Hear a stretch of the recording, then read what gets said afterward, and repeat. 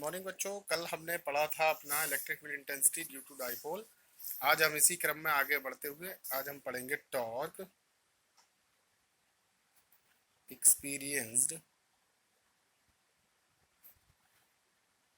Experienced by dipole when placed in electric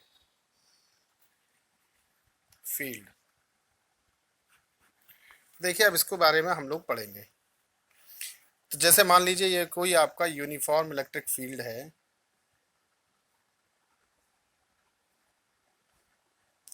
इस uniform electric field में मान लीजिए ये कोई डाइपोल रखा हुआ है। इस पर मान लीजिए चार्ज जो है वो आपका निगेटिव है, इस पर मान लीजिए चार्ज जो है वो आपका पॉजिटिव है। लेंथ इसकी सपोज मान लीजिए ये 2L है, ठीक है। तो हम इस पर लगने वाला टॉर्क जो एक्सपीरियंस हो रहा है उसको हम निकालेंगे। तो देखिए कैसे निकालेंगे।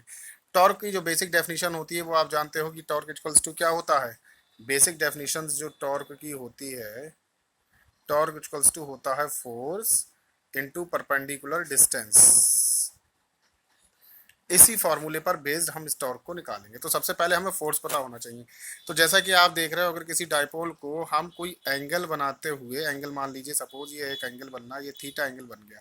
तो अगर हम एंगल बनाते हुए हम इसमें रख रहे हैं तो इसमें हमें ये देखना पड़ेगा कि इसके इस चार्ज की वजह से इस पर कितना फोर्स लग रहा है। सपोज ये इस डायरेक्शन में लग रहा है, ये सपोज F बराबर QE हो जाएगा, ये माइनस का हो जाएगा। ऐसे ही अगर आप इस वाले चार्ज की तरफ देखेंगे तो ये हो जाएगा F बराबर QE, लेकिन ये आपका पॉजिटिव हो जाएगा। तो आप देख रहे हो कि F बराबर QE निगेटिव, F बराबर QE आपका पॉजिटिव हो जाता है। तो जैसा कि आप देख रहे हो कि when dipole placed in uniform electric field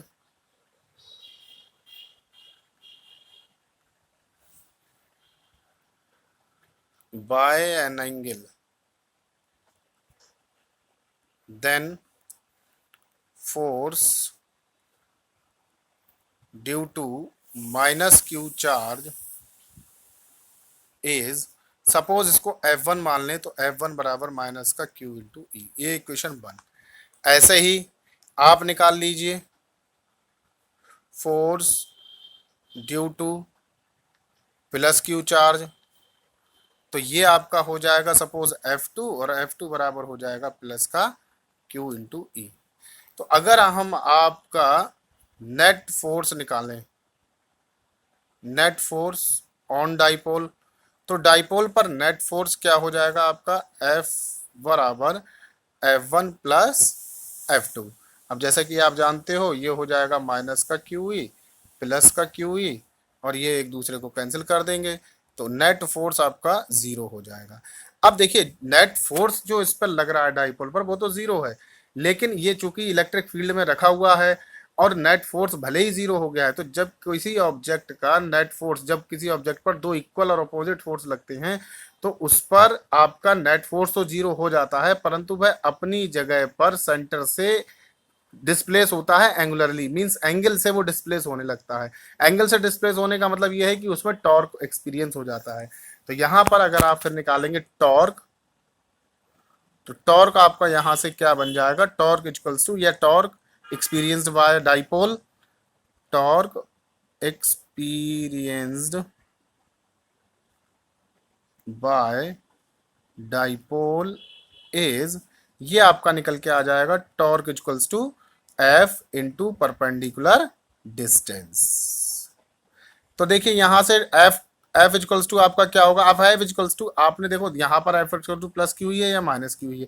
अगर हम डायरेक्शन को अभी ना लें, केवल एक ही को ले लें Q इंटू ई, और साथ में अब हमें लेना परपेंडिकुलर डिस्टेंस। तो देखो यहाँ पर इस डायग्राम में डाइपोल है आपका, ये डाइपोल है।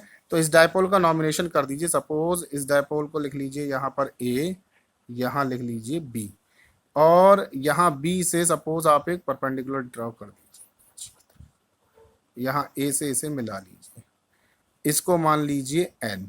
तो जो बी एन है वो आपका परपेंडिकुलर हो जाएगा किसके लिए, इलेक्ट्रिक फील्ड के लिए, और डाइपोल के लिए भी ये क्या हो जाएगा आपका परपेंडिकुलर। तो जो परपेंडिकुलर डिस्टेंस हो जाएगी वो हमारी क्या हो जाएगी, बी इंटू एन। तो अब हम यहाँ पर लिख लेंगे आपका Q E into B N. अब Q E into B N हो गया, बी एन की अब हमें वैल्यू निकालनी है, क्यू ई और साथ में आपका जो है वो बी एन डिस्टेंस के लिए यूज करा गया है। तो बी एन की जब आप वैल्यू निकालेंगे तो इसी डायग्राम में अगर आप ध्यान से देखें तो प्रॉपर्टी आप लगाएंगे राइट एंगल ट्रायंगल वाली। तो इन राइट एंगल ट्रायंगल, कौन सा राइट एंगल ट्रायंगल बनेगा आपका, बी एन ए। तो बी एन ए में आप देखेंगे साइन थीटा।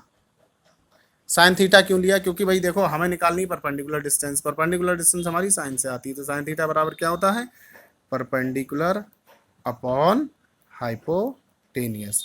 तो यहाँ से बी एन बराबर हो जाएगा ए बी साइन थीटा। तो बी एन बराबर ए बी का मतलब 12 साइन थीटा। तो यहाँ से टॉर्क जो आपका बन जाएगा Q इंटू ई और 12 और साइन थीटा। यहाँ से टॉर्क इक्वल्स टू हो जाएगा 2QL और E और साइन थीटा। यहाँ से टॉर्क बराबर हो जाएगा P इंटू ई साइन थीटा। बेसिकली P जो है वो नेगेटिव होता है, तो वेक्टर फॉर्म में हम इसको नेगेटिव के रूप में लिख सकते हैं, या अगर आप चाहें तो इसको ऐसे ही छोड़ दीजिए। फिलहाल तो अभी पहले ये समझिए। अब अगर थीटा बराबर 90 डिग्री, तो जब थीटा बराबर 90 डिग्री होगा तो टाउ जो है वो आपका मैक्सिमम हो जाएगा और ये रह जाएगा P इंटू ई। ठीक है, और अगर इसको वेक्टर फॉर्म में लिखोगे तो टॉर्क इक्वल्स टू हो जाएगा P cross E. If theta बराबर 0 तो टॉर्क बराबर क्या आ जाएगा, 0। ये हमारा हो जाता है torque experienced by dipole. Next आगे बढ़ते हैं बेसिक चीजों में। अब हमें पढ़ना है डेंसिटीज। जैसे आपका होता है charge densities, charge densities. Charge densities क्या होती हैं, वैसे तो आपने मास डेंसिटी पढ़ी होगी, तो ऐसे ही अगर हम चार्ज डेंसिटी की बात करें तो यहां से चार्ज डेंसिटीज बराबर आपका होता है चार्ज अपॉन वॉल्यूम। ठीक है, ये चार्ज डेंसिटी होती है, लेकिन ये तीन तरह की होती है। पहली आपकी होती है लीनियर चार्ज डेंसिटी। तो इसकी जैसा कि इसका नाम है लीनियर चार्ज डेंसिटी है, तो उसको बेसिकली लैम्डा से हम डिनोटेड करते हैं। तो ये हो जाएगा आपका चार्ज अपॉन लेंथ, यानी कि charge per unit length is known as linear charge density, और इसकी ऐसा यूनिट हो जाएगी कूलाम पर मीटर। ये आपकी कहलाती है लीनियर चार्ज डेंसिटी, यानी इसको कहेंगे चार्ज पर यूनिट लेंथ। ठीक है बच्चों, ऐसे ही अगर हम बात करें आगे, फिर आता है आपका surface charge density. Surface charge density, surface charge density की अगर हम बात करें तो इसको हम बेसिकली सिग्मा से डिनोटेड करते हैं। तो यहाँ से ये आ जाएगा आपका चार्ज अपॉन एरिया। अब देखो जैसे यहाँ पर ये देखिए, ये आपकी जो थी लीनियर चार्ज डेंसिटी थी, इसमें चार्ज अपॉन लेंथ था, ये एरिया चार्ज डेंसिटी है, सरफेस एरिया आ जाएगा। तो यहाँ पर चार्ज सरफेस अपॉन एरिया, तो यहाँ से ये सिग्मा अपॉन क्यू अपॉन ए, इसकी ऐसा यूनिट जो है कूलाम पर मीटर स्क्वायर हो जाएगी। ठीक है, इसकी अगर आप डेफिनेशन देंगे तो इसकी डेफिनेशन आ जाएगी आपकी, it is defined as charge per unit area. ठीक, इसे हम क्या कहते हैं, सरफेस चार्ज डेंसिटी। तीसरा आपका जो होता है, ये दूसरा पॉइंट है। थर्ड आपका आता है volume charge density, volumetric charge density. इसमें क्या होता है, इसको भी हम बेसिकली सिग्मा, कहीं कहीं पर रो से भी और कहीं पर सिग्मा से भी। तो ये आपका आ जाएगा charge upon volume, charge upon volume. तो ये रो इक्वल्स टू हो जाएगा क्यू अपॉन वी। ठीक है, इसका मात्रक हो जाएगा, यानी कि ऐसा यूनिट कूलाम पर metre cube.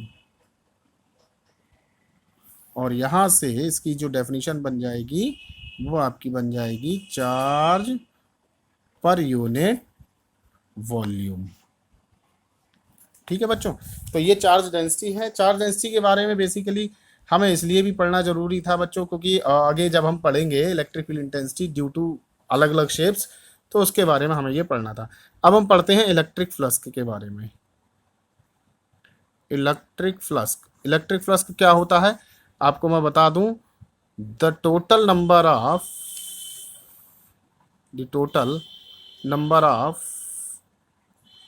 Electric field lines passing through normally is known as electric flux। ठीक है, the total number of electric field lines passing through normally is known as electric flux. अब देखो इसे डिनोटेड करते हैं हम basically, denoted by phi.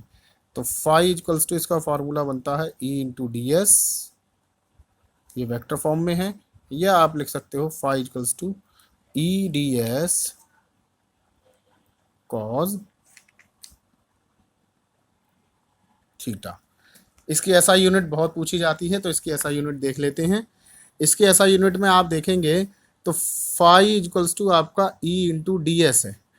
तो यहाँ से अगर ऐसा यूनिट बनाई जाए तो ई की जो होती है न्यूटन पर कूलाम और डी एस का मतलब मीटर स्क्वायर। तो एक तो इसकी ऐसा यूनिट ये हो गई। इसके अलावा आप इसकी ऐसा यूनिट में ये भी लिख सकते हो कि न्यूटन इंटू मीटर को एक साथ लिख लो, और मीटर और पर कूलाम को एक साथ। तो यहाँ से ये हो जाएगा न्यूटन मीटर हमारा क्या होता है, जूल मीटर पर कूलाम, या फिर जूल पर कूलाम जो है वो वोल्ट होता है। तो यहाँ से इसकी यूनिट वोल्ट पर मीटर भी आप दे सकते हैं। तो ये इसकी ऐसा यूनिट होती है। इसी तरह से इसकी डायमेंशंस भी हम निकालते हैं। तो आप इनका सबके बारे में आज अध्ययन करेंगे और कल हम इसके बारे में आगे पूरी चर्चा करेंगे। ठीक है, आप इसके बारे में पढ़ेंगे और थोड़ा सा electric field intensity due to straight conductor, electric field intensity due to plane sheet, electric field intensity due to spherical shell तो इस साल के लिए हटा दिया गया है, लेकिन आप एक बार देख जरूर लेंगे। ठीक है, वो उसके बारे में हम कल बात करेंगे। आज के लिए इतना ही, धन्यवाद।